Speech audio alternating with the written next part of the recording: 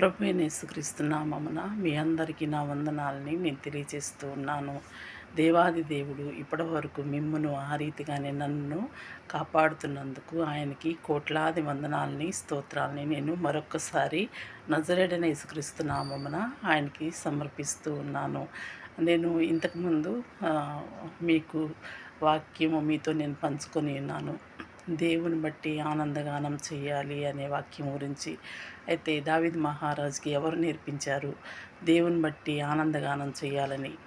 అయితే మనం కీర్తనలు చదువుతున్నప్పుడు దావీదు మహారాజు దేవుని బట్టి ఎంతగానో ఆనందించినట్లుగా ఎన్నో అధ్యాయాలలో వ్రాయబడి ఉంది. ఎవరికి నేర్పించలేదు, కానీ వారు దేవుని యందు ఆనందించారు. కాబట్టి మనం కూడా మనల్ని మనము అభ్యాసం చేసుకోవాలి. కొలసీలకు రాసిన పత్రికలో ఉంది, దైవభక్తి గొప్ప లాభసాధకము. అది లాభసాధకము దైవభక్తి ఈ లోకము విషయంలోనూ రాబో జీవ విషయంలోనూ అని వ్రాయబడి ఉంది.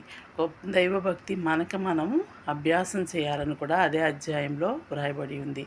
దావీదు మహారాజు ఎలా అభ్యాసం చేశాడు, అలాగే మనం కూడా అభ్యాసం చేయడము అలవాటు చేసుకోవాలి. అయితే పౌలు శీలలు జైల్లో ఉన్నప్పుడు వాళ్ళు ఎంతగానో దేవుణ్ణి స్తుతించారు, దేవుని యందు ఆనందించారు.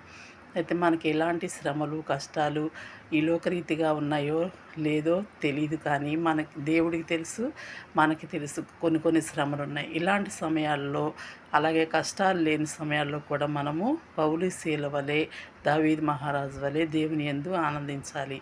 ఇంతకుముందు నేను చెప్పి ఉన్న వాక్యంలో నేను పాత నిబంధన గ్రంథంలో అనగానే అది వీడియో ఆఫ్ అయింది. పాత నిబంధన గ్రంథంలో దేవాలయము కూల్చివేయబడినప్పుడు, కొత్త దేవాలయం కట్టబడినప్పుడు అక్కడ అనేకులు వచ్చి దేవుని యందు ఆనందిస్తారు. ఆ సమయంలో వారు ఎంతో విస్తారముగా దేవుని స్తుతించారట. ఆ టైంలో విన్నవారందరికీ అది ఆనందధ్వన లేదా దుఃఖధ్వన అర్థం కాలేదట.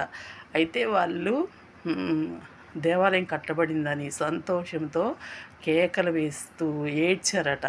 ఆనందము సంతోషము కలిపి వచ్చినాయి వాళ్ళకి. అప్పుడు వారు దేవుని స్తుతిస్తూ ఉన్నారనమాట. అయితే మనము దేవుని వాక్యాన్ని చదువుతుంటే మనకు సంతోషం కలుగుతుంటుంది. అలాగే దేవుని పాటలని వింటుంటే కూడా మనకి మనశ్శాంతిగా అనిపిస్తుంది, హృదయం నిండా సంతోషం కలుగుతుంది. ఇవన్నీ దేవుడు మనకిచ్చే గొప్ప వరాలు. అయితే సైతాన్ని సంతోషపడమని దేవుని గురించి ఎట్టి పరిస్థితిలోనూ సంతోషపడదు. అలాగే భక్తిహీనులు దుష్టులు కూడా దేవుని యందు ఆనందించలేరు.